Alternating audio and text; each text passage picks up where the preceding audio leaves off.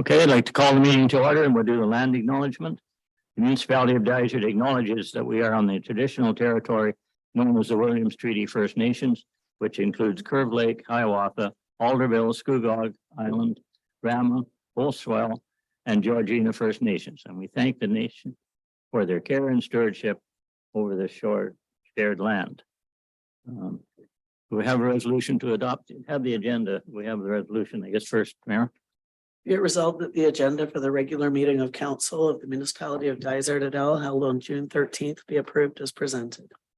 Mover and seconder, Nancy and Walt, all in favor? Carried. Okay, any disclosures of pecuniary interest?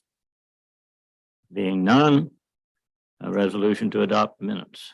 Be it resolved the council approves the May 23rd regular council meeting minutes as circulated. Mover and seconder, Walt and Nancy, all in favor? Carried. Any update from the county, Walt? We're not doing very well at this, are we? No. Okay, okay, first delegation then, Dave Freeman on the request to increase the Dymo bus rates.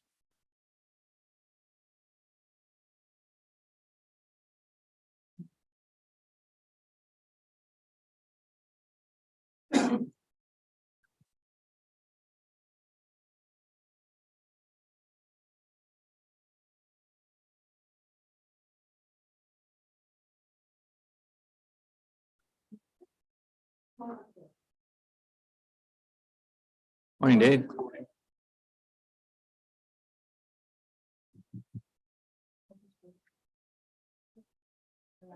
Morning. Morning.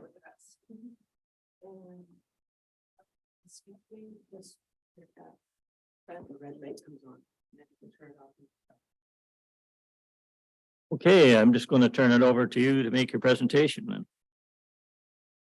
You were doing the bus rates. Good morning, everybody.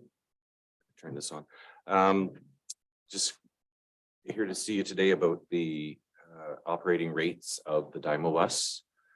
Give you a little bit of history. In 1989, the Dymo bus was originally purchased through a grant and through the Legion and Dysart, and was turned over to Dysart, if I remember correctly, Murray. Yeah. In 1991, through Northern Waste Transit, we entered into an agreement with the municipality to operate the Dymo bus on a day-to-day operation. And that was pretty much all it was. In 2000, at a rate of $15 an hour. I'll put that in there. In 2008, under a new ownership of Laidlaw Transit, we asked for an increase to $18 an hour for operating costs. And at the same time added the invoicing and dispatching of the bus that was previously handled by Home Support Services of Haliburton. In 2020, we came as first student to ask for another increase to $19.50 an hour operating and dispatching and invoicing. So now I'm before you again today in 2023. We found ourselves in a position now where the operating costs for us, we're paying the driver $18 an hour, and at $19.50 an hour, we're actually going backwards. If you can kind of go back to my 1991 when we started at $15 an hour, really going to $19.50 some 30 years later. It kind of doesn't keep up with the times. Just as a reference, since 1991, when we started operating at $15 an hour, the cost of living has increased by 93.1%. So we really are kind of behind the times with this.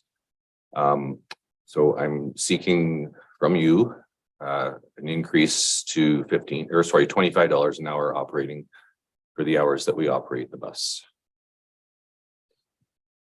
And there's new owners there too. Yeah, yes, we've changed hands twice since the 2016, I guess, from Halliburton Bus Lines, which was owned by Hammonds and Campbell's of Huntsville and Bracebridge, to now under Landmark Student Transportation at a new market. So what do you do what do you do besides operate the bus? That's it? It's provided Yeah, all driver, the expenses are on us. all the expenses are on you. So provided Yeah. driver, keep it cleaned.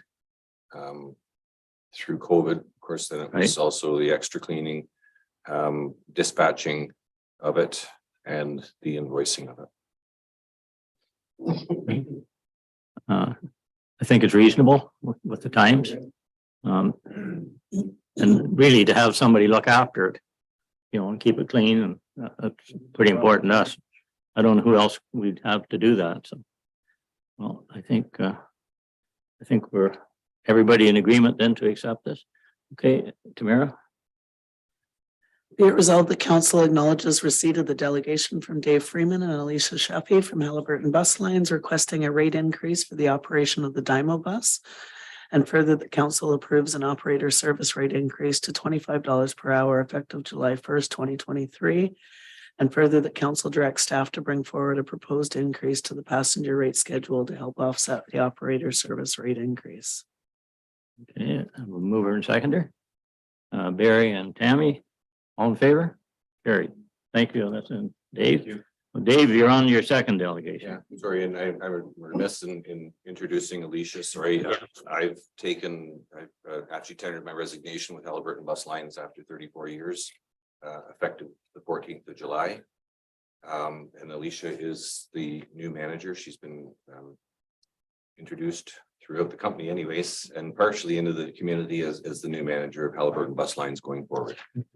Well, So, Alicia. welcome to that. That's a big job. Thank you, it sure is. Okay, the second topic I had was just trying to kill two birds with one stone, which is the proposal of using some municipal lands or at Halliburton Lake located at 5177 Halliburton Lake Road, which is about a kilometer north of Fort Irwin. There's a gravel pit that you guys own there that's pretty much spent. It's actually being used as a dump site right now, but with the municipality for ditching materials and what have you. My proposal was in 2015, and I'm revisiting it again now, is to use those lands to build and prepare a helipad for the Orange helicopter. You saw in my little epistle that I sent, our biggest concern right now is the demand on the ambulance services since the closure of the Minden Hospital. I know it's going to be, well, we know it's going to be taxed to the limit and beyond. And the timing for an ambulance to get from Halliburton, or worst case scenario, Minden or Torrey Hill, is pretty astronomical. When you consider the new development on the far side of Percy and Halliburton Lake, it's you're looking at well over an hour to get to the furthest reaches. Two instances in fairly recent history where there's been a bad accident or an accident caused by a heart attack. The air ambulance was called to come in, but there was nowhere for it to land, and that was based on the fire department running all over the Halliburton Lake environs, trying to find somewhere open enough for the helicopter to land. And it was to no avail. There is nowhere up there right now for the helicopter to land. So our proposal on behalf of the Halliburton Lake Cottagers Association would be to utilize the gravel pit at 5177, prepare it with a grass landing pad. No electricity needed. They will go with the retroreflective pylons. I have spoken with Pat Kennedy, and Pat's behind this, and Pat is going to bring Bob English in on it as well. Bob has some great experience in that right now because he did a lot of it in Northern Ontario. Right. Plus Orange was contacted in 2015 and they were also in agreement. So yeah, right now I'm just asking for permission to utilize those lands. And then the Cottagers Association can carry on from there to try and make whatever necessary moves that they need to prepare it. Is there a lot of remedial work there to do? No, Okay, no, a lot of, there's probably 75 or 100 loads of ditching material that's been dumped Mhm. in that pit right now. And the plan was to technically to level that. And use that as the as a base. as a base, but also bring it above lake level because the pit is down at water level or lake level right now. It would be off to the left and center of it, still allowing you access to there is one pit face that's still open, very, in the furthest back one. So I'm thinking towards the road and out. There might be one large pine tree that would have to come down that would give them sideways access off of Oblong. But that all has to be visited with the powers to those who know, not me. Any questions? It's a common sense idea, I think. Gary? No, it sounds good to me. The only question, excuse me, I had was the hydro issue and he already answered that first. So Yeah, that was um, the concern, I think, in 2015 was I. That and what everybody else in the county wanted. Yeah, exactly.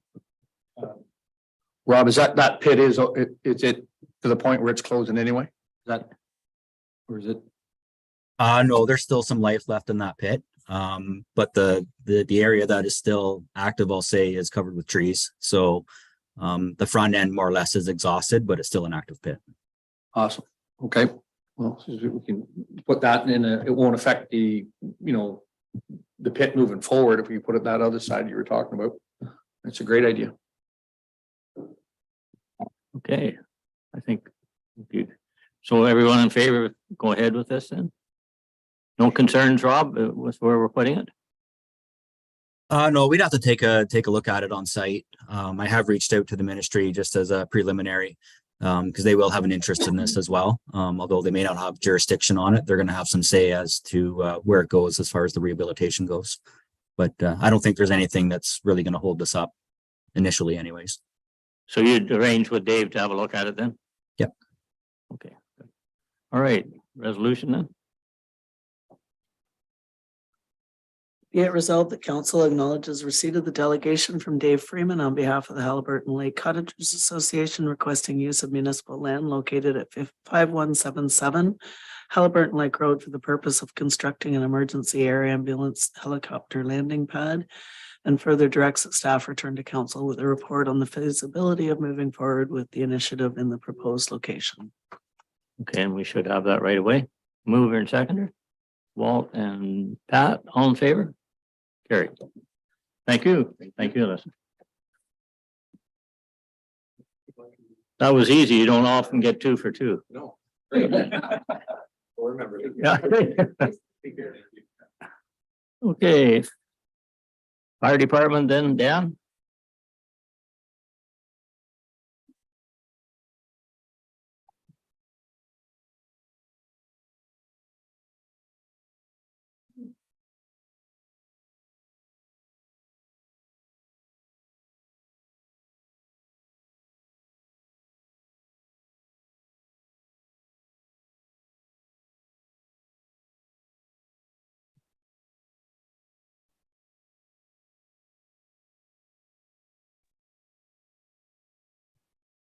Good morning. Apologize. Good morning, Dan.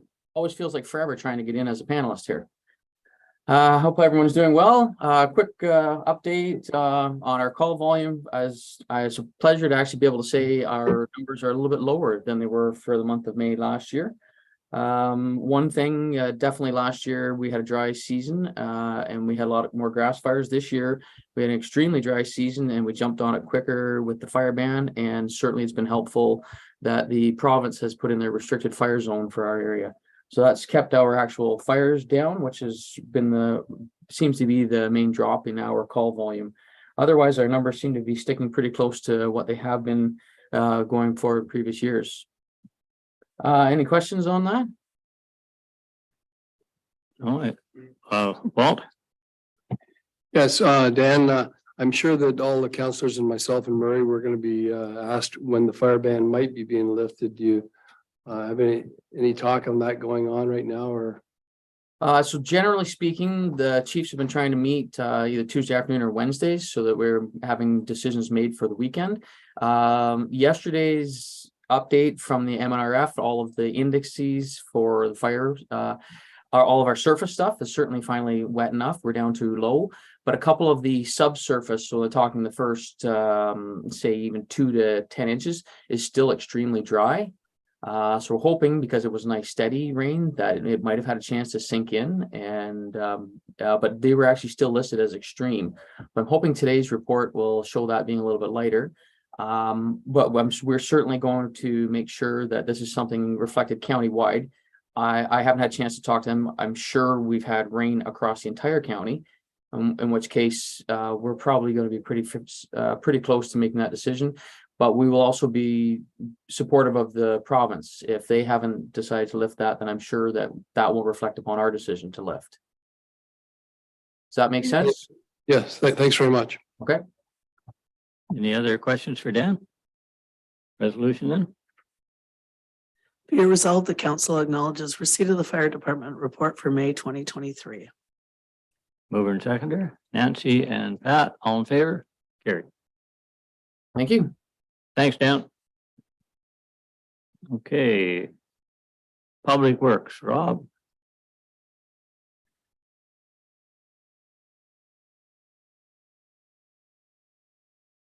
Okay, the first is a letter from the Loon Lake property owners. I think this is a pretty generic letter requesting slowing down in the Loon Lake area. There's a lot of people have to cross the road to get to the lake, and plus coming out, I forget the name of the road now, but there's another exit there, so. Yeah. So, you know what happens to these requests, we support it, and MTO will have their way of dealing with it, so I think it's pretty generic, so. You have a resolution? Be it resolved, the Dysart Council supports the request from the Loon Lake Properties Owners Association to reduce the speed limit along the Loon Lake shoreline of Highway 118 in Halliburton, and further directs that this resolution be forwarded to MPP Laurie Scott and the Ontario Minister of Transportation, Carolyn Mulroney. Okay, mover and seconder. Barry and Walt, all in favor? Carried. Okay, Public Works. Yes. Hey, Rob, I just wondering, I was asked by some people on Wigamog Road if there's any chance that there could be the line could be painted on the road there, center line. He said that it's either never been done, or just wondering if it's possible, when that's happening in the area again. Yeah, sure. Anything's possible. It's never been done since I've been here. So if that's something council wants to look at, then I mean, perhaps we should be looking at other roads in the area by the end of the month. So if that's something we want to look at sooner than later, we'll just have to pull that from the maintenance budget. Yeah, we should maybe get a price on it too. Nancy? I just have a question for Rob as well. How do we go about defining or determining where we can lower a speed limit for a community safety zone? It's done under the Highway Traffic Act, I believe. So can we look at that for Wigamog Road and Wonderland Road? There's a lot of fast traffic and there's a lot of pedestrian traffic. Yeah, there is. Sure. Yeah, we can pull out the specifications there to see how it's done. Yeah, just on that, this council wouldn't be aware necessarily, but last year we initiated a speed limit analysis of our entire network. And so the preliminary report has been submitted to us, and you should see a final report probably in the next month or so. So that should be maybe step one prior to looking any further. Okay with that? Okay. Resolution then? Be it resolved, the council received the road status report for May 2023 as information. Mover and seconder. Nancy and Tammy, all in favor? Carried. Okay. Mechanical brushing, Rob. Thank you, Mayor. This is an annual tender we put out. There was a bit of a hiccup with this one in particular. The low bidder, after the tender closed, identified a scheduling conflict and they couldn't do the work. So for that reason, we are recommending the number 2 bid, which coincidentally enough was the same company we had last year, and it's a little bit cheaper than last year's rate. So still good value for money, in our opinion. Okay. Now, everybody okay with that resolution then? Be it resolved that council award RFT 2023 PW4 being a tender for mechanical brushing along various roads to Yard Boys Limited for a price of $60,072 excluding HST, and that work be funded from the operating budget. Resolution? Mover and seconder, Nancy and Carm, all in favor? Carried. Surplus backhoe. Yeah, looking at a couple disposals on this, it was stationed at the landfill site.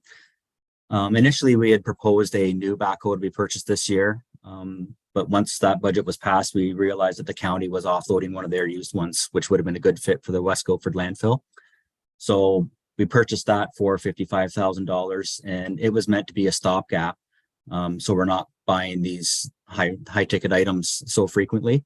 The idea is to buy one every 7 years. We have 3 in the fleet. So basically after 21 years, they get cycled out. So the one we bought this year, which is a 2009, will be here for about 6 or 7 years and be replaced. You'll see a request come in next year for a new one to replace the other 2000 backhoe, which is at the Halliburton site. The motor grader,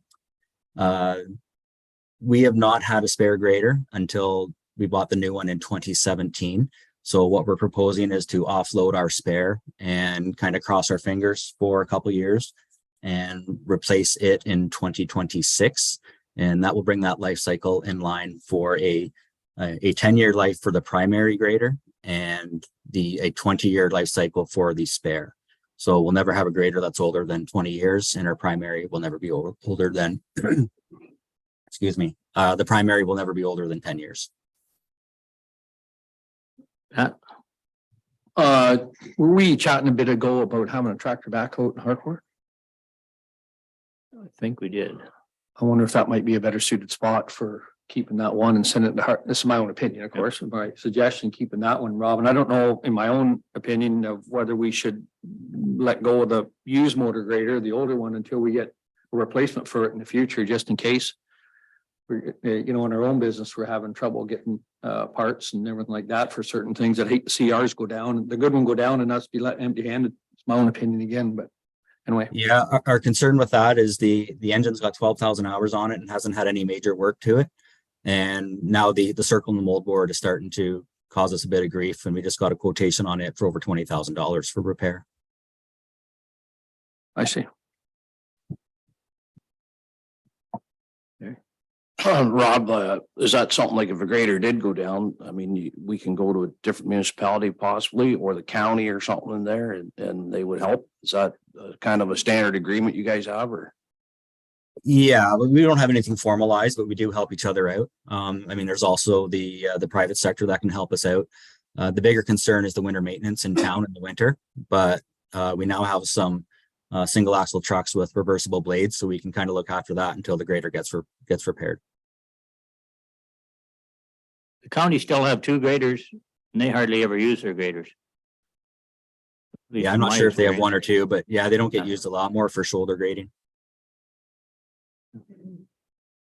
So we could get one there, I think. Okay. Resolution then? Be it resolved, the council declare unit 35026 being a model 2000 580 SL case backhoe loader, and unit 33021 being a 2001 model 740A champion motor grader as surplus, and that the 2 units be placed in the online auction site GovDeals, and that the proceeds of sale be placed in the general vehicle and equipment reserve fund. Mover and seconder. Walt and Nancy, all in favor? Carry. Okay. Now, I guess we're into John and the Municipal Waste Association promotion. Good morning, Council. This report is for information. So at the 2023 Promotion Education Awards held on May 17th of this year, the Municipal Waste Association presented 2 awards to Dysart. The Municipal Waste Association, or MWA, has been around since 1987 and is made up of Ontario municipal waste management professionals to facilitate the sharing of municipal waste reduction and recycling information and expertise. At the awards, Dysart received a gold special event award for its 2022 New to You community yard sale. The other award winners in that category were the City of Hamilton, which received a bronze award, and the City of Richmond Hill, which received a silver award. And our next New to You community yard sale will be on Saturday, July 8th in the arena parking lot from 8 a.m. to 1 p.m. The second award that Dysart received was a gold campaign award for small municipality for its 2022 Food Cycler pilot project. And the other award winners in that campaign category were the City of Toronto and the City of Hamilton. So it just really shows that Dysart is working well in its promotion education efforts to keep residents informed about waste reduction, recycling, and reuse. That's that report. Any discussion on that? Okay, resolution then. Be it resolved that council receive this report for informational purposes about the Municipal Waste Association's 2023 Promotion and Education Awards. Mover and seconder, Nancy and Barry, all in favor? Okay. Okay, Carton Council of Canada request. So this next report is for information purposes. In September 2022, members of Dysart's Committee of the Whole, it was reported that Dysart had received a funding grant from the Carton Council of Canada to implement a public awareness project in spring 2023 under the campaign theme, Recycling is Easy. So 2 of those initiatives are underway starting today. The first is a reusable recycling bag. A hallmark of Ontario's Blue Box recycling program is that communities with curbside collection, you can see blue boxes at the curb, and that helps establish social norms and encourages people to recycle more. In a community that is depot-based, such as Dysart, this social norming is noticeably absent. Dysart hasn't provided blue boxes to residents for at least 10 years, partially due to space limitations and also because of the rising costs of blue box. So as a result, residents are using all sorts of containers to bring the recycling to our waste disposal sites. And this inconsistency can lead to poor social norming and minimizes the awareness of recycling. And a common question we actually receive from new residents is, how do I transport my recycling to the waste disposal sites? So to help rectify that situation, we have purchased 3,000 reusable recycling bags procured through the Continuous Improvement Fund's Cooperative Container Procurement Program. These bags have a volume of 30 liters or 18 kilograms of payload. There's actually an inner divider inside of it, so you can keep the containers and paper material separate. And the artwork on the bag identifies what is accepted in our recycling program. So starting today, Dysart residents can pick up a reusable recycling bag at no cost at all of our waste disposal sites. Landfill attendants will be handing them out, but residents can also ask for them as well. The second part of this public awareness campaign is an advertising campaign. So to encourage the recycling of cartons, food and beverage cartons, there'll be print advertisements appearing in the Haliburton Echo, County Life, and the Highlander, as well as radio advertising on 95.3 Moose FM and 100.9 Canoe FM that will be really promoting people to put their food and beverage cartons into their recycling for containers along with cans and bottles. This program is funded entirely by the Carton Council of Canada. We've already received 50% of the funding, and the remaining 50% will be provided to us upon completion of our final report later this year. Any questions on this initiative? Well, that's good for a lot of people, I think. It's good. Okay, resolution. Be it resolved that council receive the report for information about Dysart's reusable recycling bag and advertising campaign funded through Dysart's successful application to the Carton Council of Canada's request for expressions of interest. Mover and seconder. Nancy and Walt, all in favor? Carried. Okay, the waste management. So this is our monthly report. I'm reporting for the month of April here. In April of 2023, we experienced a 1% increase in vehicle traffic compared to April 2022. We managed 34% fewer metric tons of blue box garbage and construction and demolition waste in April 2023 compared to April 2022.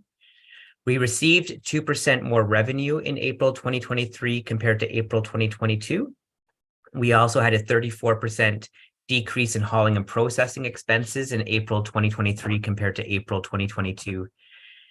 Note that from January 2023 to April 2023, Dysart spent $28,840 in construction and demolition waste hauling and $114,927 in construction and demolition waste processing disposal, compared to January to April 2022, when $35,000 was spent in construction demolition waste hauling and $124,830 was spent on construction and demolition waste processing and disposal. And there is a chart of all that information provided in that report. Okay, that's quite a change. Any discussion there before we resolution? Resolution, please. Be it resolved that council received the April waste management summary for information. Mover and seconder, Tammy and Carm, all in favor? Carried. Okay, now the good old blue box update. This is one we've been waiting for quite some time. As council is aware, we've been looking at this file for many reports. We've had two previously in 2023 just regarding this regulation. So as council is aware, in 2021, Ontario Regulation 391/21 Blue Box was passed.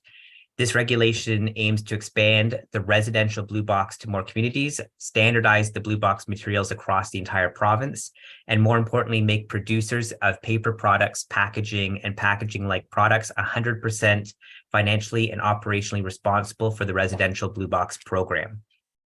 There are two phases to this blue box regulation. The first being transition, which is July 1st, 2023 to December 31st, 2025, and then post-transition starting January 1st, 2026. Circular Materials is a nonprofit producer responsibility organization that represents the vast majority of producers of paper products, packaging, and packaging-like products. And because of their market reach, Circular Materials gets to create the rules of the new residential blue box common collection system to comply with the regulation. Circular Materials has issued all municipalities in Ontario a master services agreement, which is attached to this report, as well as statements of work, including promotion education, and in our instance, depot operations. And there's also a compensation exhibit around how they come up with their financial compensation.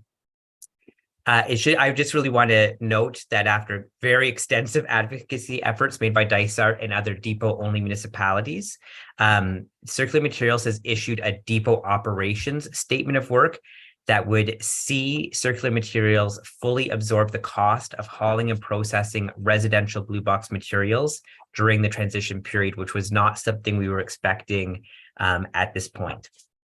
So this is where the meat of the discussion today will come in, and that is around opting in versus opting out.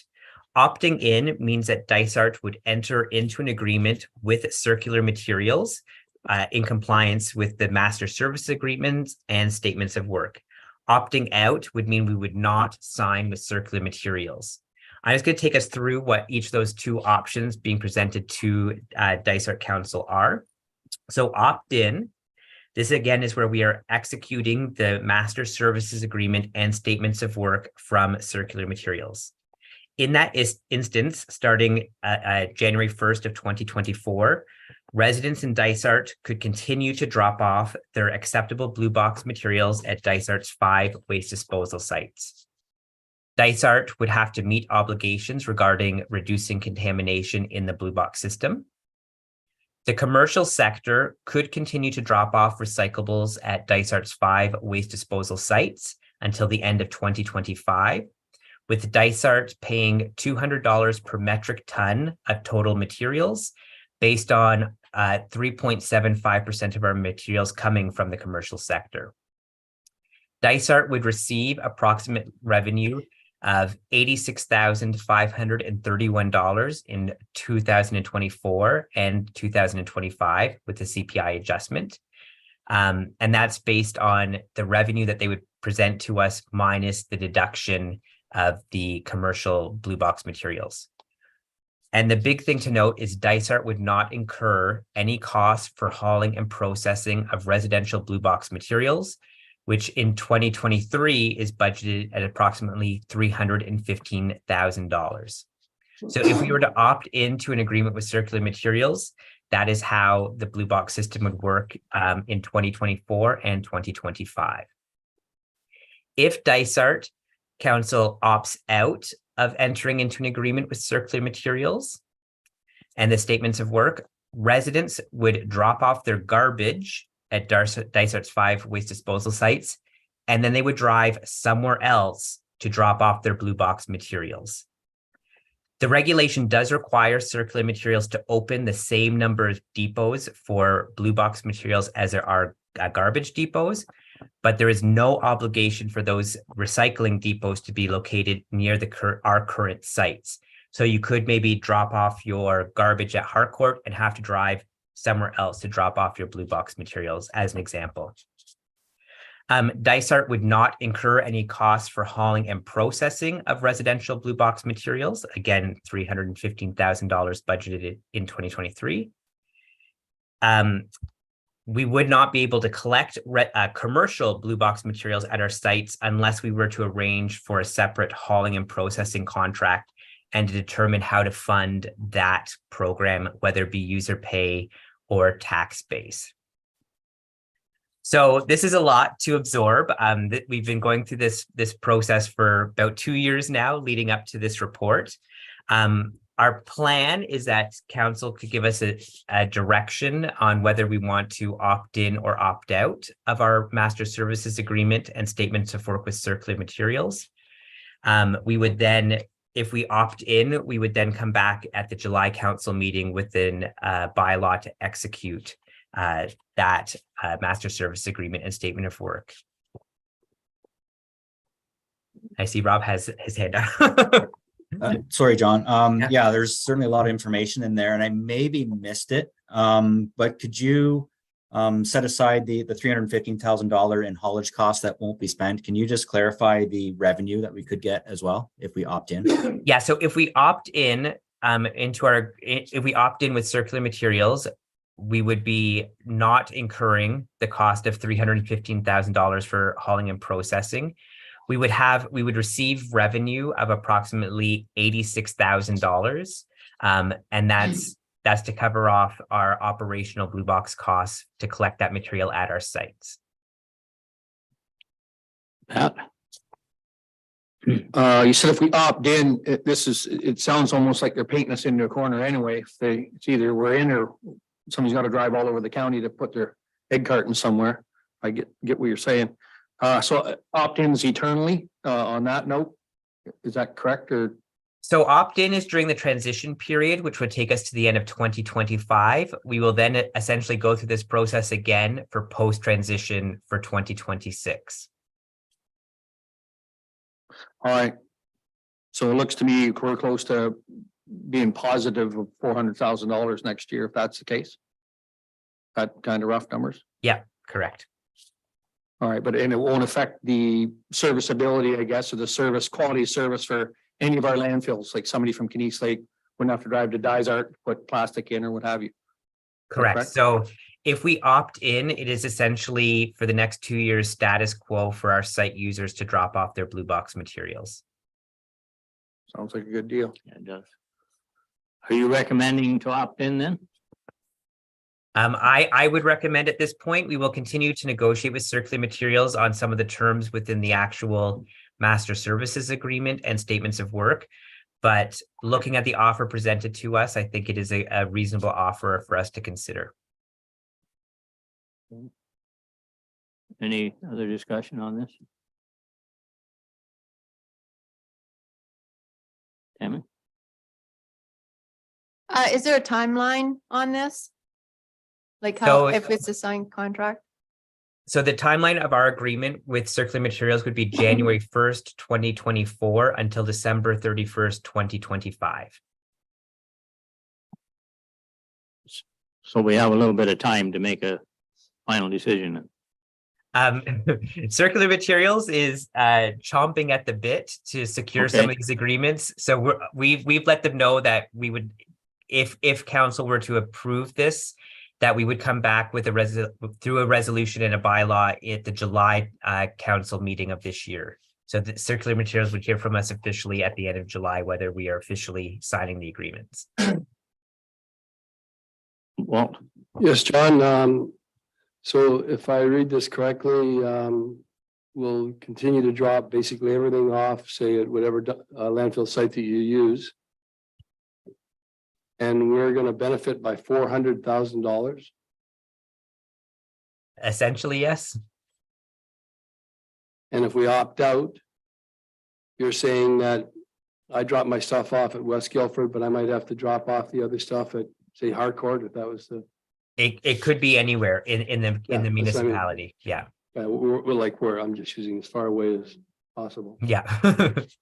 And what kind of expenses would we be incurring that would, you have a rough idea of the cost of what that would be? Or So- opting out? If we opt out, we would not be responsible for the hauling and processing cost. But the resident would be incurring the cost of driving somewhere else to drop off that blue box material. We would not be operating those blue box depots. Circular Materials would be. My mother always told me, if it's too good to be true, don't do it, son. This sounds too good to be true. Huh? Yeah. No, it sounds like a heck of a deal. What happens if we don't do the proper recycling, if it's contaminated? So Circular Materials has set I will be very honest, have set very aggressive contamination thresholds. Their aim is 4% contamination or less. Because we are a two-stream recycling system separating our containers from papers. On the paper side, we're definitely in the correct ballpark of that. The containers, because they'll be adding new things into the blue box, it will take some public education to really finesse to get to that lower contamination level. We would work with Circular Materials to really develop some promotion education campaigns to target those materials that perhaps residents are sorting incorrectly. It would also require maybe a bit more diligence on the part of the landfill attendants to be assessing the recycling loads coming in and educating residents as they're dropping off items. So there's probably a little bit of a cost in the education process then. Yeah, in the statement of work for promotion education, we would receive some additional funds from Circular Materials to assist with that, that blue box promotion education efforts. It's not a large amount of money, but we would have some funds in play there to help do some enhanced promotion education in the community. Pretty hard for us to educate cottage rental people.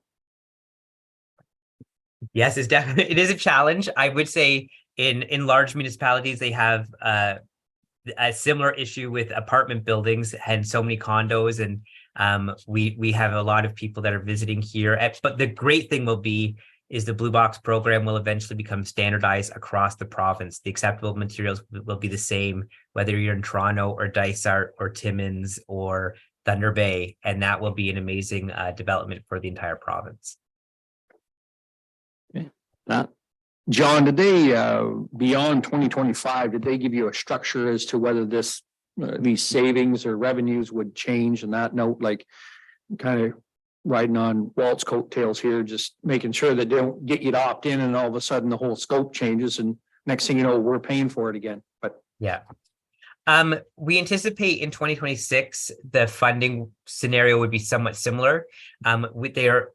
Through some of our industry associations, we're actually looking at options around whether Circular Materials almost or their agents lease the use of our sites and what that would maybe look like as an option. So we have a bit of time to do some further investigation about what options we could almost present to circular materials post-transition in 2026. But I would anticipate circular materials, let's be honest, between now and January 1st is going to be hard pressed to open 5 depots in our community. They want us to be in. They recognize our residents want the convenience of one stop to drop off their garbage and recycling. And so they want us to be active participants. And I think if we are willing to work with them in 2026, we can see a continuation of this sort of agreement that would be mutually beneficial. Any other discussion? Okay, so Tammy, what have you got?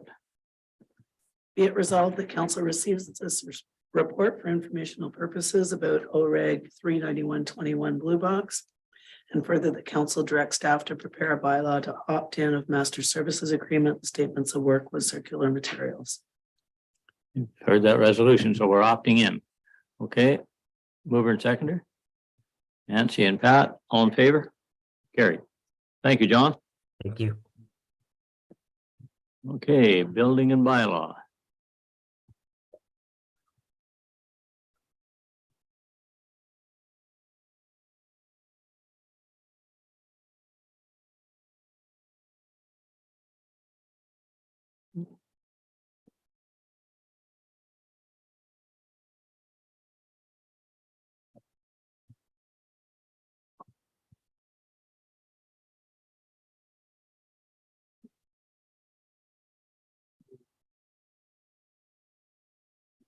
Okay, the first is the request from Abbey Gardens in.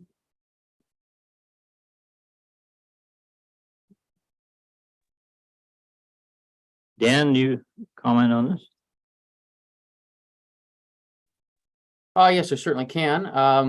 The request, as I understand it, is for us to either bypass completely the inspection process for reopening on the annual basis, or for the reduction of the fee. The fire department itself does not impose a fee upon them.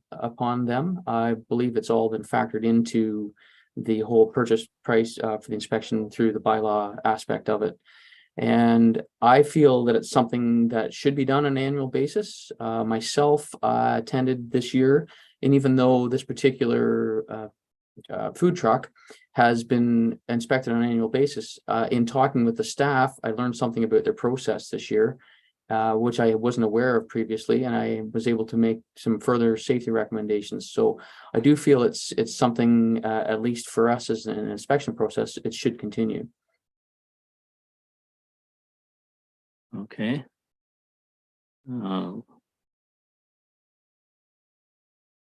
Is this from Abbey Gardens? Yeah, Carl's got a comment. Yeah, Carl, you have a comment? Yeah, I just wanted to add that they mentioned that the trailer is up on block, so it's not a trailer, it's not towable. Well, it's either a refreshment vehicle under a bylaw or it's a building. And to be a building, it would need to meet all the barrier-free requirements, so accessibility, foundation requirements, those types of things. So we'd have to assess it as a building, and they need a building permit to convert a trailer into a building. So they definitely don't want to go that route. So it's would definitely meet the requirements under a refreshment vehicle bylaw. I think the only thing that they're looking at beyond that would be looking for an exemption to the $500 fee. I'm sure nobody wants to pay the $500 refreshment vehicle license fee, but it would be up to council if they want to grant this for, one of our several refreshment vehicles out there. Okay, so would Abbey Gardens have a comment here now then? No? Okay, so what's anyone thinking here? Yeah. Does Abbey Gardens, this is their vehicle? As far as I know, yeah. This isn't, they're bringing in a contract? No. As far as I know, I don't know. Yeah. Yeah. Yeah, so.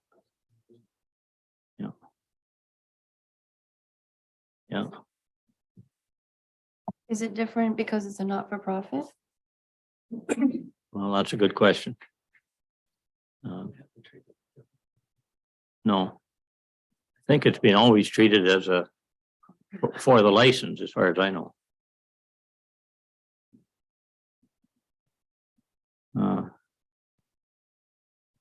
I think this is a little different twist than we're used to here. So it is $500, isn't it? Which is pretty reasonable, actually. Does it not say in the letter that the food is made at the building and then this is just Way to dispose of it. Dispenser? Yeah, which is different than a food truck? yeah, But if it's not deemed as a food truck, it's a building and it's not gonna meet the requirements. Yeah. That's what Carol's telling you. yeah. So if we don't want it to be called a building either, or we're in trouble with that. Well, any other comments? Much as I want to help, I just don't know how we get around it. That's, Carol's got it. yeah. Carl? Or who's got a call? Rob, sorry. In the past couple of years, they've been cooking the pizzas out in that truck. There's a wood stove or that's attached to the end of the food truck. So I don't know what their operations like right now at Abbey Gardens where the truck is now is sitting, but in the last couple of years I've been out to see the sites where it's been sitting at, and there's a wood fire stove attached to the back of the truck where they cook it right out of the truck. So unless they did change it to that it's inside this building now, I'm not too sure. But in my past experience, like I said, it's usually a fire wood stove that's attached out of the back of the truck. I don't know, Dan, if you've been out there to see it this year or not, if that wood stove is still back out of that truck. So Yeah, so that's a definite, they may be preparing, say, the dough and other items like that. I'm not sure, chopping it up, but they are still preparing the pizzas themselves within that food truck assembly as is. So I'm not sure. Unfortunately, I don't know if we have a health unit, an opinion on this. But again, so for a safety aspect, I feel it was important for the process that we definitely continue checking up on them. Don't have an opinion on the fee because the fire department doesn't directly charge them a fee. and I know the health unit we require the health unit to, like a health unit certificate for that truck as part of the process to apply for their permit. So I get what they're saying in their letter, that they already get the health license from inside the building, but that food truck area as well is also required to be inspected as well and get their certificate from that to make sure that food truck is clean and sanitized, usually at the end of the nights and starting, so for public safety there. Pat? Do we have any other food trucks around the county that are Dysart? What's kind of the status quo for those? For the annual. Yes, we do. Yeah, Yeah, we we have do. several food trucks around in the municipality that also have to go through this and purchase their permits, whether the business that the property's sitting on owns it or not. It's still required under our bylaws to purchase that permit for refreshment vehicle license. It's Mega Munch is our one there, major one down in the middle of town here, and same with the Wiener Wagon that's out by BMO and between BMO and the cannabis store. They purchased their food truck license as well. How many of them would be nonprofit? None of those are nonprofit. They both do it for business and income. So Abbey Gardens would be the only nonprofit one that we have? Well, By the there's, sounds of it, I personally didn't know that Abbey Gardens was a nonprofit organization. So that was news to me.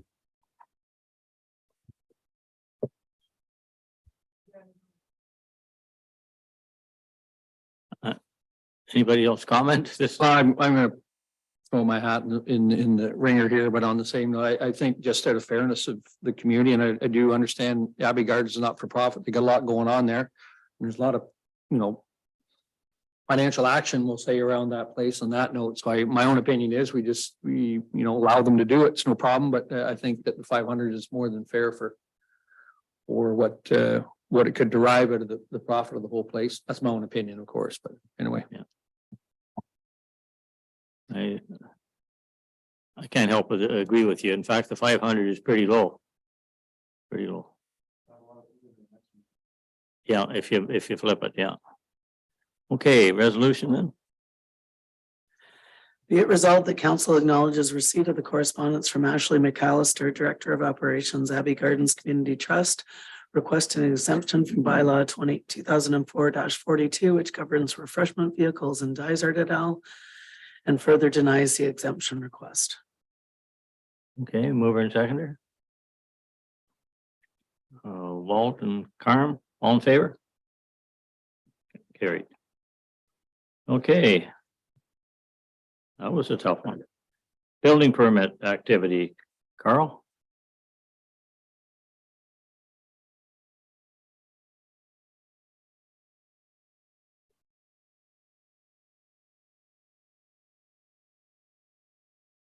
I'm on mute.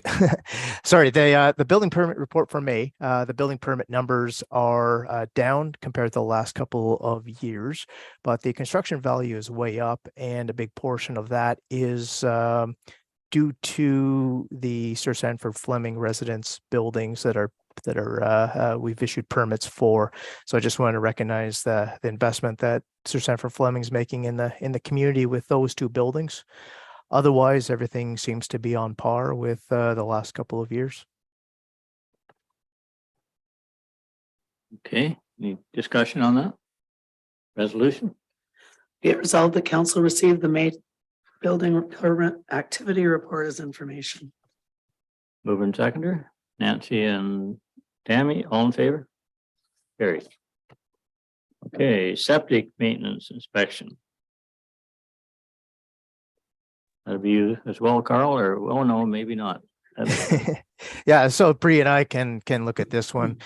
So again, Bree's prepared the report for it, and it's clear that the bylaw is worded to the effect that it's the property that's within 30 meters and not necessarily the septic system itself that's within 30 meters of the property. So it's something that we definitely look at universally with regards to it's the properties looked at within 30 meters. I guess Pete's concern is that he will not pass the inspection. I don't think that's a reason to exempt anybody. He's got an old system. He talks about having an old system. And again, if that system was a system that was installed originally, it's not that it has to meet today's requirements. It has to meet the requirements of the date that it was installed. So again, he very well may be able to pass his inspection, but we want to ensure that all properties are included. There's a lot of cottages out there that aren't used more than a week a year that we've inspected, He makes a statement in the letter, and again, Bree can correct me if I'm wrong on this one, that Bree suggested that he contact council to see if he can get an exemption. That's basically when they keep hounding and saying, well, who else can I talk to? Who else can I talk to? Our only concern is, well, it's council. Council's the last straw on this one that you need to be able to speak with to grant that exemption, because we're not allowed to grant you this exemption because you fall under the criteria of our bylaw. So this is why this letter and several of these other letters come up, the deputations to council seeking exemptions is, we don't have any other means to pass them off to anybody else. It's basically council's the end of the day to get them to grant an exemption. Okay. Any comment on that? Okay, I guess let's see what the resolution says then. We'll see what we do. It's just to receive, so. Just to receive, doesn't give direction. Okay, No, not yet. Because all of Drag Lake is being done this summer. He probably got the notice. you probably got the notice in the mail, yeah. Well, Can't treat, But we don't know if it's really if it's gonna fail. I mean, yeah, just because it's wasn't built maybe to standards for this time of date and time. As long as there's no, I'm a little bit confused sometimes about the septic inspection. So if you go out there and you see that there's an issue with some leakage or something Yeah. going on, or a crack tank or something, then obviously there's a problem and it's gonna fail. Sometimes we go out there and we look at these things and then all of a sudden it becomes somehow, seems like some cases, they find an extra bedroom. So that throws that septic system out. But then in other cases, they don't find an extra bedroom that maybe is there. So I'm a little confused at how the rules on this are. Can anybody kind of explain? Like, I know you go out there lots of times and there's nobody. Well, I guess there's supposed to be somebody there to meet you. Is that how it works? Bree can explain that process, but with regards to the septic, the building code requires that all sewage systems be maintained and operated in accordance with the approvals that they were based on. So again, that is the issue with the number of bedrooms. So again, if a septic was designed back in 1970 for 3 bedrooms, and it's now 5 bedrooms, well, it's no longer being operated in accordance with the approval, even though it doesn't meet today's requirements. It's not being operated in accordance with its original approval. So that's essentially that process. But Bree, if you want to talk about the process of the actual inspection. Yeah, I mean, the inspection is basically that. So we have it set up with set dates for property owners to be on site. We've given them a time period. This year, we're operating with a time period between 9 a.m. and 3 p.m. Because we are completing upwards to 20 inspections a day with 2 separate inspectors kind of going different directions. So it's hard to give sort of a more narrowed down time frame. But yeah, so we have it laid out. They are to meet us on site.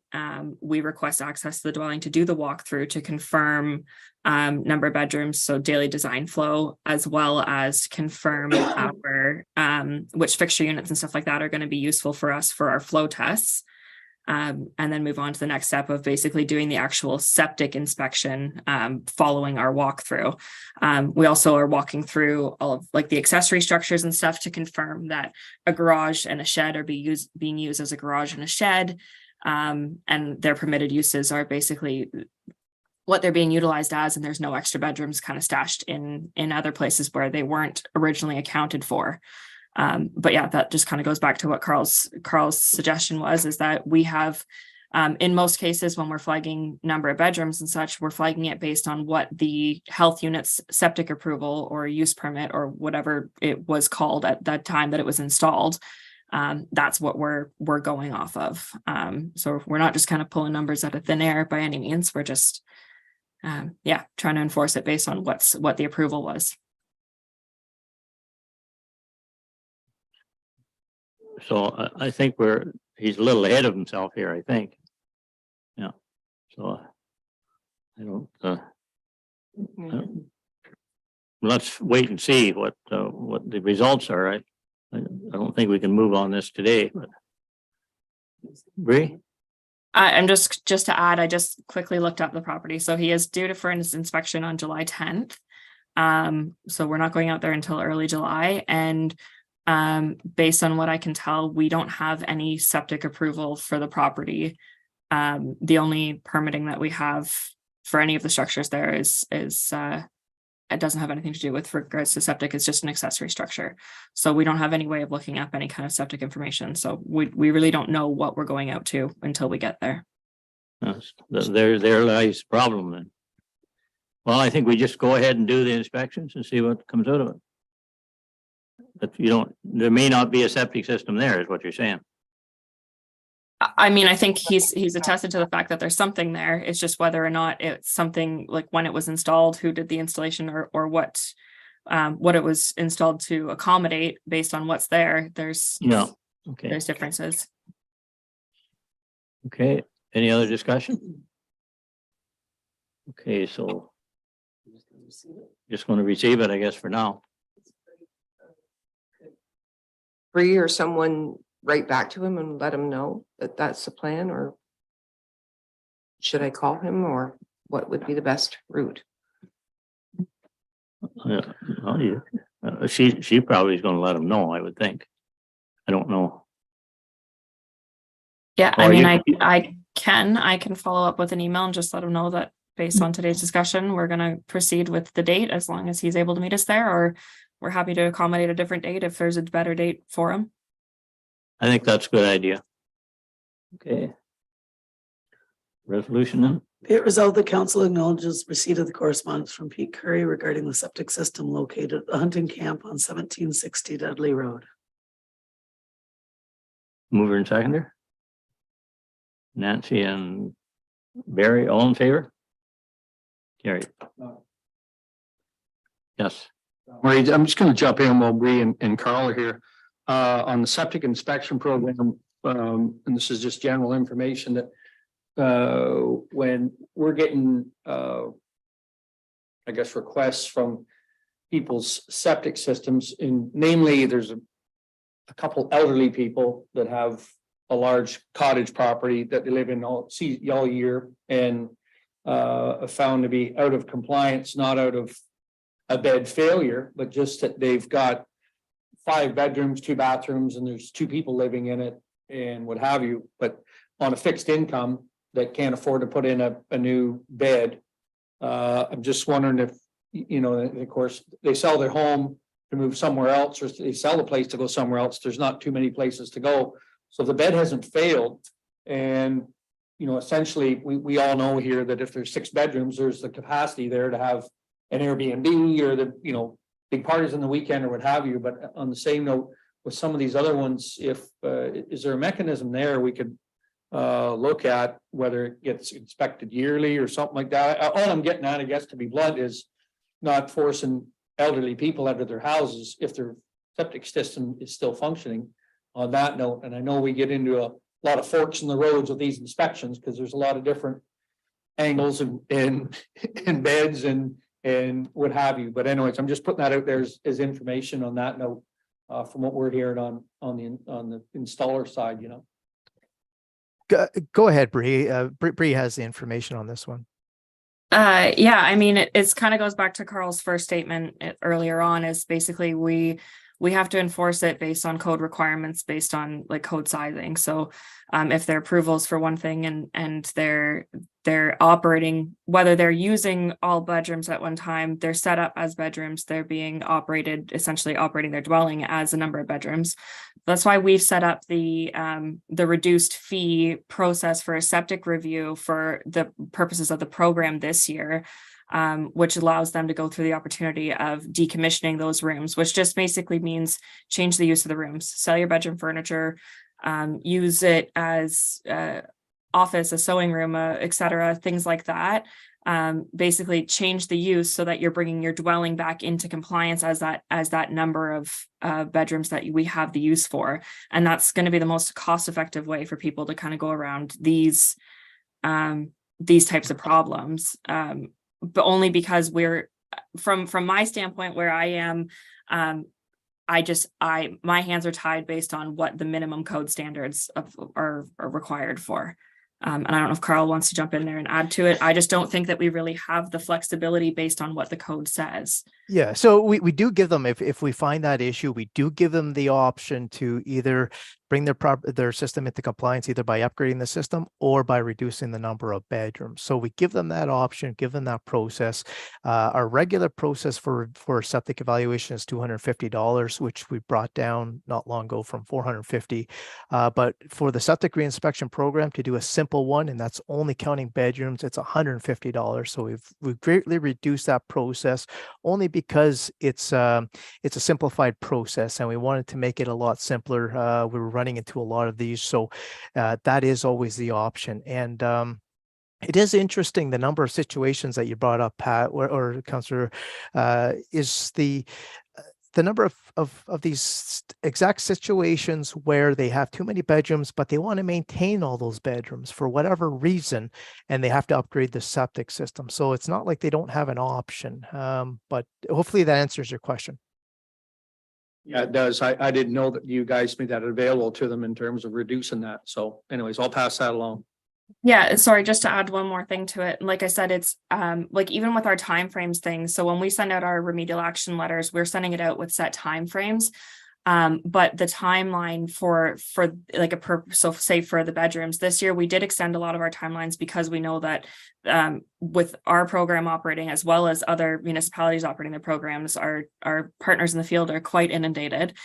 So we are trying to be flexible with that stuff, but the time frame that we have is for the paperwork itself. It's not for the work to be completed. So as long as we receive the application within, for a bedroom count, the timeline's 45 days. So as long as we receive one application or the other, whether it's for an upgraded system or for a reduction in bedroom numbers through formally decommissioning, we're going through with that. As long as we have that paperwork, then we are kind of in a mutual agreement that they are working towards achieving compliance, and we're confident that they're going to be getting there. They're taking the next steps, the proper steps to get there. So we are doing our best to be flexible on that side of things. And again, we're not basically saying, tear down all of your walls. We're saying fix what's there, change it around, and make it so that if it's just the two of you, then you only need 2 bedrooms max, or whatever your approval is for. Bring it back into compliance and we'll come out, we'll confirm on this date we were here, we saw only such number of bedrooms and you're compliant. And then that just kind of creates that formal paper trail to bring it all back together, so that in the future, if we go back out again and we see it set up again as 5 bedrooms, well, then obviously they have a need as 5 bedrooms. And next step is let's go ahead with upgrading, because that seems to suit your needs better. I think that's more than reasonable. Yeah. So can I just run through this one more time? So I totally understand. So if you guys go out there, see something wrong with the septic, that's an automatic, you guys gotta fix it. Secondly, you're gonna check for number of bedrooms or usage and all that stuff, and then they have 2 options. One is upgrade the septic to the number of bedrooms if it's not already in compliance, or change the number of bedrooms. So then you guys would give them so many days, and is it 45 days you said then to at least come up with their plan? Is that how? Yeah, so the time frame is for them to submit the necessary paperwork. So there's 2 separate applications that they get the option for. So again, it's either to upgrade, which is a full, like a normal septic application, or to go through a septic review, which is that $150 one that Carl mentioned. And once we have that paperwork, then we set up with them the next steps. So for example, I just had a gentleman submit an application yesterday. He submitted his application within his time frame, but he can't get the work done because he's waiting for his son-in-law to come up with a truck to be able to move the furniture and stuff like that. So that's fine. We've set a date later on in the summer for once the son-in-law is arranged to be up here. But as long as we have sort of the voluntary compliance kind of thing is there, they're coming forward, they are taking the right steps, we can be flexible from there. And you guys would go back out and check at some point to see that those bedrooms have been decommissioned, then I'm assuming, right? Yeah, so we set a set time, like a date with them. Once they paid the application, we go out and we confirm, we do our walkthrough and say, yes, on this date, inspector name here was out there. And we confirm there are only, the dwelling is being operated as 3 bedrooms only. Okay. Or the property in general, whether it's dwelling and cabin and et cetera. But the property has been brought back into compliance as 3 bedrooms. Okay, I'm really glad we had this discussion, because that's, Pat and I both are in this business, and there's we didn't know what to tell people at times. So anyway, I'm glad we went through this. And I'm happy to answer questions too. I'm going to try to put together a report for later on this month to bring forward for our progress that we made in May with this year's program. And we can try to talk on a few things, but if you guys have individual questions, then I can go over stuff as well in the background. Okay. Thank you. Okay. Right. Bree, so when you send out the initial letter, is that all that information in there that, this is the different scenarios that could happen in regard to your septic system? Of course, it's faulty, it's not working properly, or your septic system can't meet the capacity of the extra bedrooms that you've added on. Is that information there in the letter, the initial letter that they get? Yeah, so there are letters that they'll receive. They also receive a summary report at the, like with their, when we send out their email of their reports. Or if people don't have access to email them, we're mailing them out, but they receive a summary report that basically says, this is your infraction. This is how you can remedy it, and this is your time frame. So that's all laid out within there. And we've also added majority of this information to our septic maintenance program page on our website. So it's accessible for pretty much anybody who wants to be proactive with getting their stuff remedied. And then like, say you tell them that they have to get rid of a few bedrooms and they've got 45 days. And then you go, like you say, you go back out there and inspect that. Yeah, is there any type of information that or a letter that you give them or an email saying that we will be coming back in the near future to make sure that you're continuing to operate with 2 bedrooms, not 5, or No, so I mean, at that point, to be honorable. we're operating on like a loyalty system at that point. Yeah. So once we come out and we've completed our review, we've done it. That's sort of our enforcement of our educational process of basically saying, thank you for bringing your property back into compliance. Your property is to be maintained as this number of bedrooms. And when the program renews or whatever the next steps are with the with inspections and stuff like that, if it's brought to our attention at some point that it is being operated again with too many bedrooms, then the next step would be basically it seems like you need to have an increased loading because it seems important to you that you have these additional bedrooms. Thanks very much.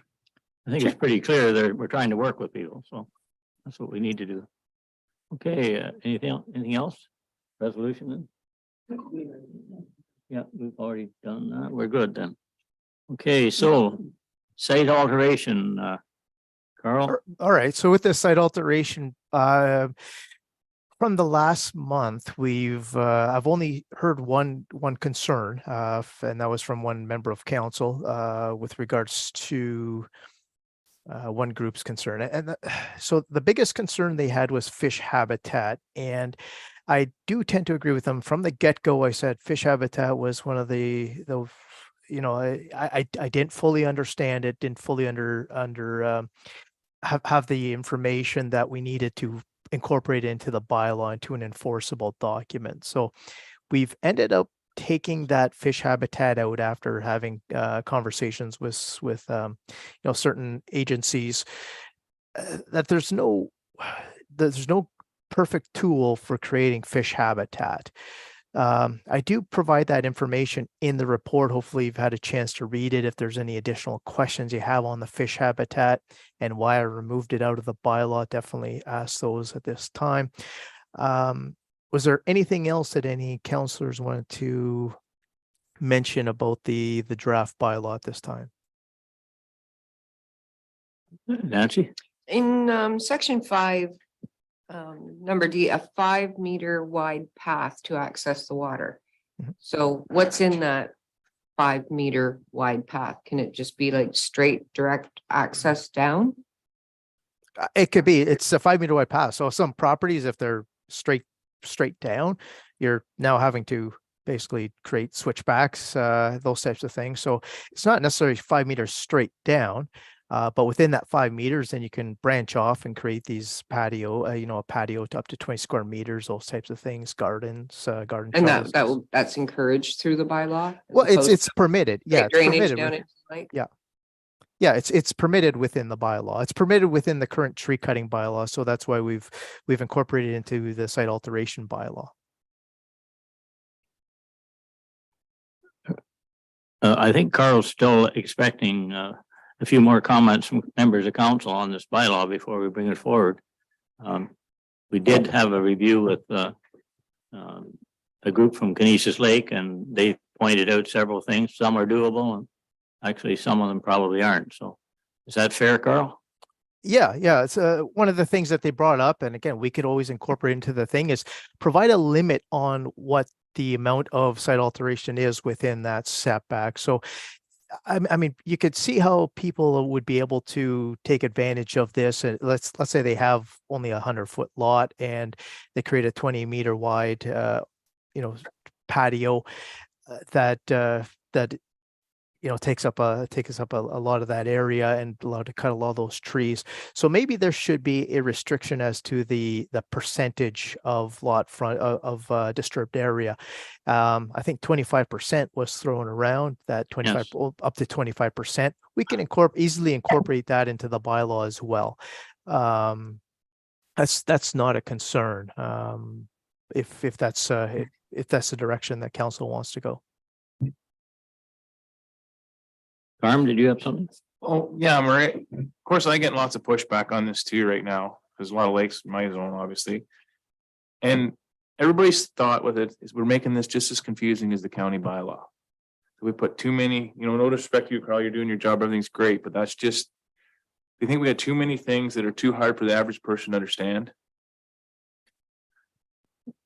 Yeah, I hear what you're and saying. especially when they're saying, like, I got this sent to me that, we're 75% of lakes here are already natural shorelines. In the tree cutting bylaw since 2019 to 2021, we've had 160 visits. We've only had 13 fines. Yeah. So how much do we really need more than we had? That's probably from the same group that Yeah. we met with. Carl with. And like they've sent me more paperwork, and stuff and I think we satisfied a lot of her concerns when we met her the other day with that group. yeah. At least I got that impression, didn't you all? Yes. Yeah. So I think some of that's resolved. It isn't as complicated as the county bylaw, I don't think, but what we said, we have to do something. So we're trying to make it simple. Well, I think it can be a lot simpler still. Okay. That's just my opinion, but like just for example, why can't we just look at the lake health annually with the Love Your Lakes program? And if if we see which lakes are going up or going down, then we can revisit some of this stuff. 20-meter setback, the same as the county. The septic inspection is great, and I think we should suggest improvements, not demand or whatever, say, when we're there to look at that. And, put some filter cloth on construction projects, and I think that would look after most of our problems. Yeah, I think it would look after a lot of them. The thing that's happened since that one, Love Your Lakes came out though, people who wanted to break the bylaw had 4 years to do it without any inspections. So, and that's happened quite a bit. There's been a lot of stuff done.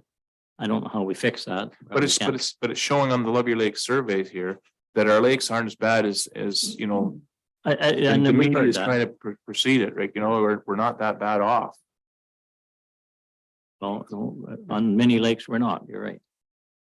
I was going to say from the education side, we had heard a lot about that. So Carl and I have been meeting to work with Alyssa down at the Welcome Center to try and put together some educational pieces to sort of weekly put out some tips on shoreline health and things like that, and start working on that end and create a page on our website specifically related to that with resources and so forth as well to get that started. Well, you're waiting to fine tune the bylaw. Yeah, that was the biggest thing that came out of the discussions the other day, the education. What do we put out there? How do we get it out there? Do we give it to lawyers, real estates? We're not going to, and Yeah, I agree with some of the conversation around the table here and the meeting the other day. And I don't think our lakes are as bad a shape as being, the fear mongering that's going on. And I think everybody is really, really conscientious. Anybody who owns lakefront property today is surely has got to have some pride in their property, and they're not going to be doing anything that's going to be damaging the water quality, especially in the shoreline. But I really think that it'd be good for Carm, for you to, anybody else, myself, or just spend some time with Carl here in the next day or two or a week, and any concerns you have for sure. But I agree that I think that our lakes are in pretty good shape, and I'm really big on what Murray said there in the meeting we had about educating. Some people say that doesn't work, and I don't mean educating by sending an email out. I'm talking about getting real estate people, contractors involved with. They have the brochures, so when they go to a job site, these are our rules and regulations. That's what I'd like to see. So that's my opinion. Thank you. That, I think everybody knows my position on it as well in that regard, and you know, and again, Carl's done a great job in consultation process and everything else. So what I'm about to say again, Carl's kind of the same as Carl. It's nothing personal against you, but on the same note, if we can't keep this simple, and I'm all about the education side of it, on that note, like 98% of it. But on the same note, if it's not easy to do, we're gonna have to hire 2 more people in this office to answer calls, to clarify the boundaries of what has to go on here on that note. And in terms of lake health, I went on and on at the Guilford Community Center, but what I thought about that, and I won't get into it. But on the same note, I'm the same opinion, and I'd like to sit down with any other counselor, with Carl, and talk some more in length about it. So I think we need to do that because there's reasons for doing some of the things we're doing. You can't have an education program with no tools to enforce it. I'm definitely of the same opinion, because I know that when when the election was on, I was a guy that was, I was not very high on the shoreline bylaw from the county, and everybody I've talked to, any association meeting that I went to and stuff in my zone, or my ward, they were of the same opinion. And I know a lot of that, people that you talk to are from the Halliburton Lake area, and I went to the Redstone one on the East Bay and the Boyce Bradley side there, and they're all of the same opinion. And like Walt says, nobody wants to damage the lake. There isn't one guy that you can run into that. But at the same token, they weren't for that, the bylaw. So, I kind of spoke my mind at the time, and I agree with them. So I want to be very careful of what we do here, and I'm definitely not ready to put something on paper here. Yeah, that's right. We have to be careful for sure. Okay, anything else then? So what are we looking at time wise? So if we're going to meet with Carl, the counselors that want to meet and go through this with him, I think we should do it because it is June. It's going to be July here. And meanwhile, it's important. And let's get together and find a compromise and do it. Yeah, how do we do it? Can we get, is there a special meeting that we can have, that we can all sit and have Carl in here with us? And Yeah, we can do a special day for sure. Special day, or you can meet one-on-one and discuss issues, and you can take that feedback back. You can do it however you like. We can continue discussing.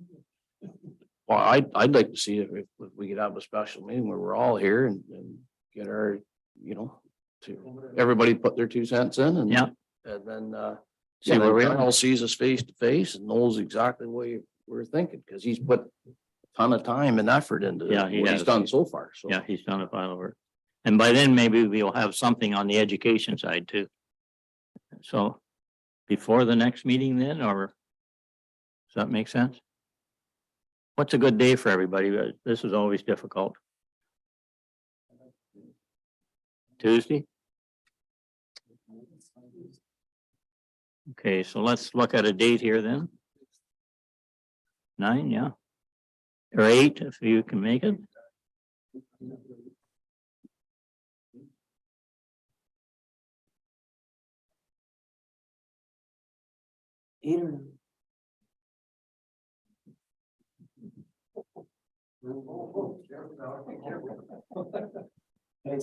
That'll be a special meeting with council, so you'll see. We'll have to advertise it. So what date are we looking at? 20th. The 20th then? 20th of June? Yeah. Okay. After that, it could be.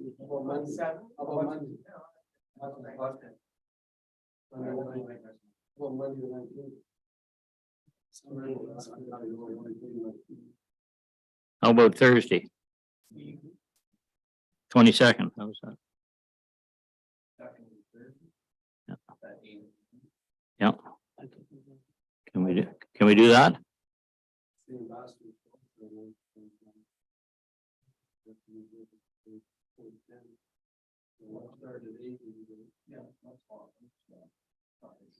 Okay, 8 o'clock then? Can we actually make it 8:30 because it's gonna take probably at least half an hour to get, because you're gonna be on Zoom. Lori's gonna have to get everything set up and rolling and tested and stuff, so. Well, if you're having a special meeting. You have to, it's a big meeting in council. How's that work then? That's going to leave you tight for time, eh? And then also just reporting the same investment. A couple moments. Well, I've got job interviews on Friday, so I'm sure everyone just checked. why couldn't we do Tuesday? You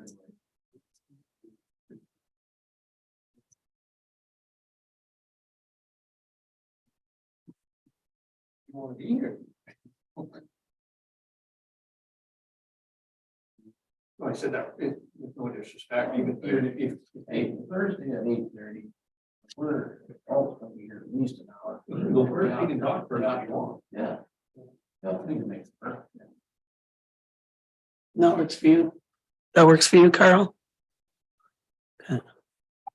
Okay, 22nd at 8:30 PM, AM, not PM. Okay, everybody get logged in?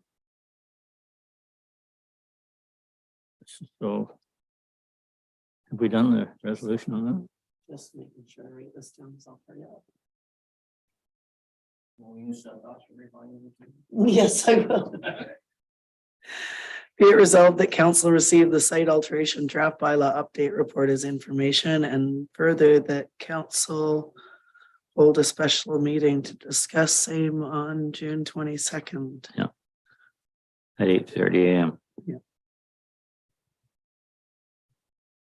Mover and second. Mover and seconder, Carm and Pat, all in favor? Okay, and now on to your bylaw report, Carl. It's a typical report for this month, so we can, For Rob. if there's any questions on the numbers there, coming down to the bylaw for the deer feeding bylaw. I've sent a couple of emails to the M&R and still haven't gotten any response to them and to council's questions about the health concerns between the humans and deers. I'm gonna fire off another email to them and see if anybody responds back. If council still wishes me to do so for that. If not, I can always bring that deer feeding bylaw back to later on this month.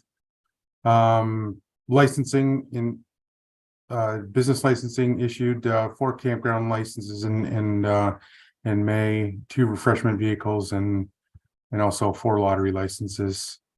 If there's any questions on the report, I'd be happy to answer.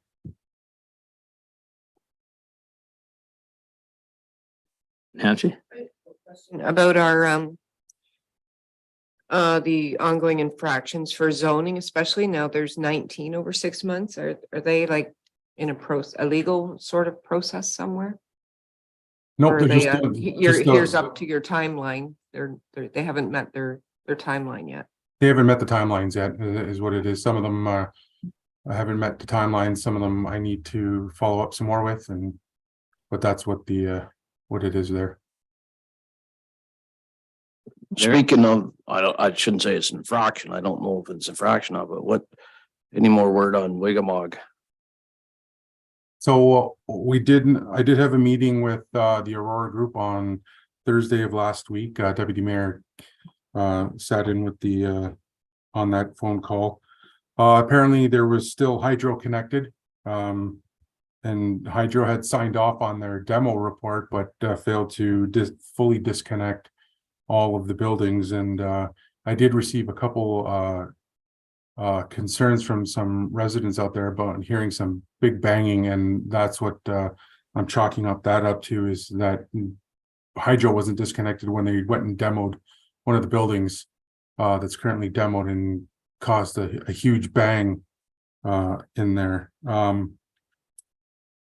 They did advise me that on June 15th, so Thursday of this week, that they would be Hydro would be going out there to fully disconnect and make sure everything is fully disconnected. And they should hopefully be back up and running with the continuation of their demolition the week of the 26th area. I have a planned phone call again that week to make sure that everything's been reorganized to have them come up and continue on with that demolition and removal of all the material that's just sitting there. Okay. A small thing, Rob, but the parking thing, when you drive into the medical center, everybody's very appreciative of not putting money in, but the people that didn't know about it, they're all stopping and to take a ticket. So if we just, I can't believe it, but if we just cover that up, maybe it'll smooth them out going in. Well, I'm organizing with to have that removed. In contacting an electrical company, I'll probably contact Sharps as I believe they did the install for the power out there originally. So what better just to have the person who knows what was going on out there before to go out and disconnect and have everything removed from them. That's good. Thank you. Okay, anything else in that report then? Okay, resolution. Be it resolved that council received the bylaw update report for May 2023 as information. Mover and seconder, Nancy and Pat, all in favor? Carried. Thank you. Thank you. Okay, Barb. Check summary. Good morning. So we have here the check summary for May 2023. Total disbursements were $1,527,479. Of that amount, $1,286,390 were vendor payments, and the balance of $241,089 is payroll. Okay, any questions on that? Okay, resolution. Be it resolved that council acknowledge receipt of the May 23 check summary. Mover and seconder, Nancy and Walt, all in favor? Carried. Okay, tax applications. Yes, so we have here our section 357 write-offs, and the write-off is for one property building being demolished, and the municipal portion for write-off is $433.94. Questions? Nope. Resolution.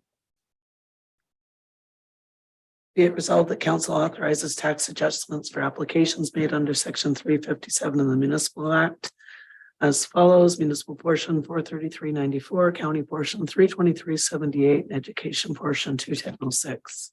Mover and seconder. Carmen and Walt, all in favor? Carried. Okay. A bylaw to impose fees for the Evergreen Cemetery. Yeah. Well, yeah, do you want a break? 10 minutes? Yeah. Cool. Okay, we're gonna take a break there, Lori.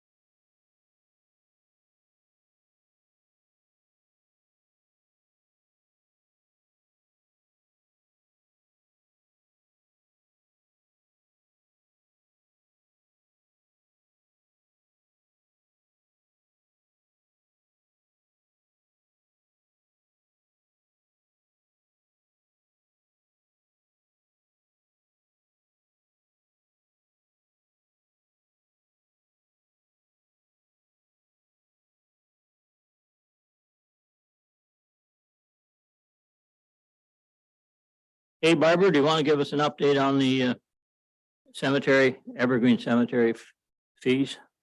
Yep, so we have here the bylaw for the proposed fee increase. And so this goes back to the staff report of May the 9th, where we're recommending to increase the fees specifically for the internment. Some of the fees that we pay to the Bereavement Authority of Ontario have increased. So at the same time, staff are also recommending to increase the actual fees that we charge for internment services. So we've gone through the 30-day posting of the fee increase notification to the public, and now we're here to pass the final bylaw for the fees. Okay, is there any discussion on that before we get started? Yes, Nancy. Barbara, just how many plots are left in the area up there? That I can't tell you, but we could defer that question to the cemetery administrator and get that for you. Okay. Okay, so we'll have a resolution then. Be it resolved that bylaw 2023-56 being a bylaw to impose fees and charges for the Evergreen Cemetery be read a first, second, and third time, passed, signed, and the corporate seal attached. Mover and seconder. Nancy and Carm, all in favor? Carried. The annual toll bridge. Is that you too, Barbara? No, it's just a Pretty- general. No, request. That's just general. Yeah. We've been doing that every year, so I would assume we'll continue. Resolution then? Be it resolved that council authorizes the Halliburton and District Lions Club to hold their annual toll bridge on Saturday, August 5th from 8 to 4 in the vicinity of the bridge on Maple Avenue between Victoria and York Street, with the following conditions: that the Lions Club will obtain liability insurance, naming the municipality as additionally insured, and provide a copy of the certificate prior to the event, and that all volunteers working in the traffic lanes shall wear approved safety vests. Okay, mover Nancy, second Walt, all in favor? Okay, now, I assume that's an internal resolution, this one. Well, no, it's for everybody, council, public, us. The smoke with this bylaw hasn't been updated in many years, our policy. And we've been communicating with the tobacco control officer for the health unit. So he's provided some draft wording for a new policy here, and he's monitoring our property here to make sure nobody's smoking. He did say he saw people smoking around the municipal office, so I let him know nobody smokes here, but apparently it wasn't our staff, it was somebody else. So I think we can only do what we can do with signage and notify, making sure staff are following the rules, but there is some expectation. The parking lot is even included, so we've put up signage on the digital sign to let people know that under the Smoke-Free Act, you can't smoke anywhere on Dysart property here because it's attached to the rec center, which bans all smoking on the property. Okay, so Just so you know. Otherwise, big fines for the person who did it, me, council, everybody. okay, resolution then. Be it resolved that revised smoke-free workplace policy be adopted by council. Mover and seconder. Barry and Nancy, all in favor? Carried. Okay, thank you, Barb.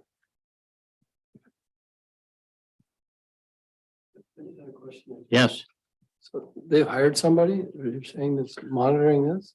They always have had a tobacco control officer at the health unit, but they don't work out of this area. I think the head office might be Lindsay for that. But they come up for visits. okay. Okay, is Jeff, are we bringing Jeff and Chris on? Good morning, everyone. It's just me Morning, today. Chris. Jeff is off, so I can just go through the 3 items that we have on the agenda today. The first one is for the deeming bylaw 2023-57. At their meeting May 23rd, council passed the bylaw 2023-52 to close the Gavay part of the road allowance for George Street on Plan 1. This bylaw 2023-57 is to merge Lot 4 with part of the original road allowance for George Street Plan 1. And based on the report, staff seek council's direction regarding this bylaw 2023-57. I think that's pretty straightforward, I believe. Okay, resolution. Be it resolved that bylaw 2357, which is a bylaw to deem lot 4, block Q, plan 1 in the township of Dysart not be within a plan of subdivision for the purpose of section 53 of the Planning Act, RSO 1990, chapter 13 is amended to be read a first, second, and third time passed, signed, and the corporate seal attached thereto. This bylaw is intended to allow lot 4, block Q, plan 1 to merge with part of the road allowance for George Street. Plan 1, which has been closed and conveyed pursuant to bylaw 2023-52. Mover and seconder. Nancy and Walt, all in favor? Carried. Okay. Next. The next one is a returning file for a waiving of site plan control or request to waive site plan control. During their May 23rd meeting, council had received a letter from the property owner of 30 Industrial Park Drive requesting to have the site plan control waived for their proposed development. Council had deferred the request to allow members of council to conduct a site visit with staff. A site visit was conducted on May 29th with Councillor Member Boyce, the Director of Public Works, and the Director of Planning, and myself. During the site visit, staff had outlined the proposed development, the purpose of site plan control, and concerns related to the property as outlined in the May 23rd, 2023 council report. And in summary, given the concerns raised and municipal policies as outlined, it is recommended that council consider the recommendation as provided in the report. And that concludes the summary of the file. Okay. Any discussion on this?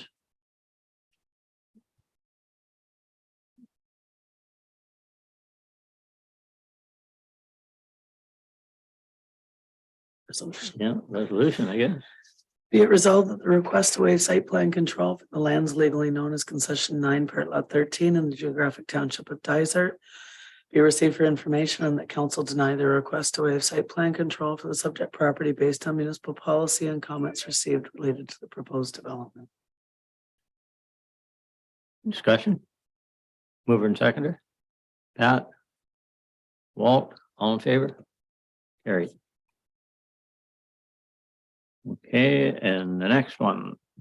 Yes, this is another request to waive site plan control for the Kinesis Lake Marina.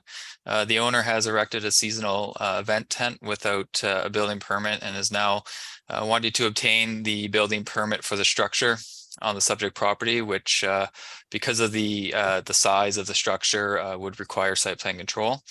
The proposed event tent will be used for a number of community events through the summer season, which is increasing the use on the property. The owner is requesting to have site plan control waived for the structure. The proposal was circulated to internal municipal departments, and to date, no comments were received for the proposal. Considering the information in the report, council may want to consider waiving the site plan control for the property as outlined in the report, and that concludes the summary of the request. And the rationale for that would be, Chris?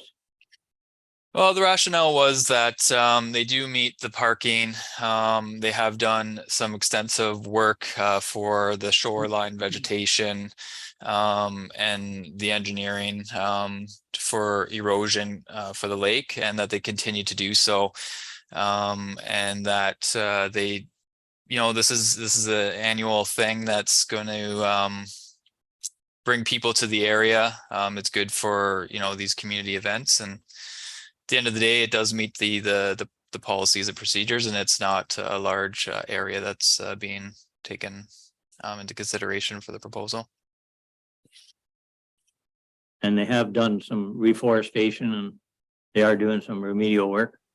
Yes, through discussion with the applicant, they've been doing some work towards the shoreline vegetation, and so they continue to do so, as well as the parking area that is, it's an open area. And at the end of the day, they've done some work to avoid any erosion stuff going into the lake from the parking So lot. they've as well. done a lot of that work already then. That's correct, yeah. Yeah, I was up there about 2 weeks ago. It's sharp looking. It's really good. Done a good job there. Oh, yes, it's great. Yep. Okay, resolution? So to be clear, you're still recommending that to deny the request though? To waive the site plan? As per To the wait, recommendation? as a recommendation would be to waive site plan control, so they don't require site plan control for the property. So approve the request That's correct. then. Sorry. Yeah, Be it resolved that the request to waive site plan control for the lands legally known as Lot 22, Plan 367, Part Shore Road Allowance and Part 1, RP 19R8208, Part 3, RP 19R9515 in the geographic township of Havelock be received for information, and that council approve the request to waive site plan control and directs that the owner note, and just leave it there.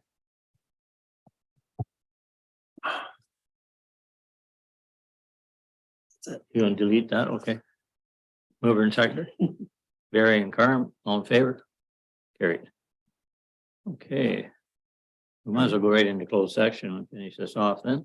Have a resolution to go into close.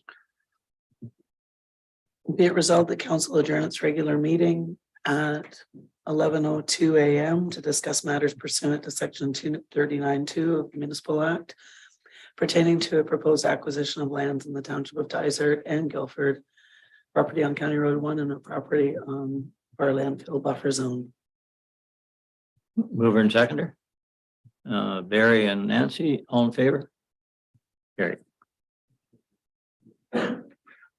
Okay, so who are we bringing in here now? Rob, John, and John, Jeff. and Jeff. And Jeff's not here. Jeff's not here today, is he?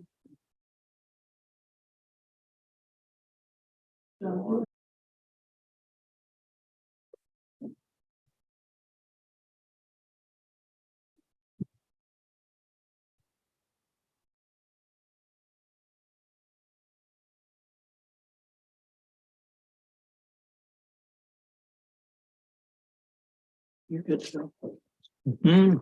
We're good to go now? Okay. Confirm it. No, any notices of motion? None. Confirming bylaw?